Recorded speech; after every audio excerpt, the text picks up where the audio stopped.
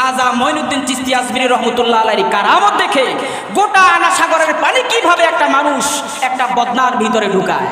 এটা কোনো সাধারণ মানুষ নয়, এটা অসাধারণ মানুষ। আর এটার নাম হলো সুপার বিজ্ঞান। এটার নাম কি? সুপার বিজ্ঞান। বিজ্ঞান যেখানে শেষ, আউলিয়া ইকরামের কারামত, নবীদের মুআজিজা সেখান থেকে শুরু। সুবহানাল্লাহ।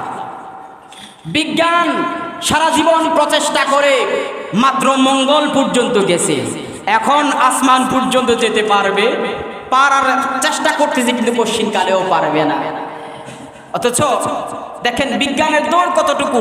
১৫০০ বছর আগে বিশ্বনন্দিত নবী মুহাম্মদ সাল্লাল্লাহু আলাইহি ওয়াসাল্লাম ধুলো গোলক ছেদিয়া ৭ আকাশ উপেক্ষা করে সিদরাতুল মুনতাহাকে পাড়ি দিয়ে লা মাকান লা জামানকে উপেক্ষা করে আল্লাহর ৭০,০০০ নূরের পর্দাকে ভেদ করে তিনি আরশে আজিমের মেহমান হয়েছেন, তাও মাত্র অল্প সময়। সুবহানাল্লাহ।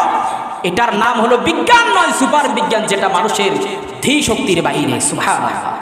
মানুষের কল্পনা শক্তির বাইরে।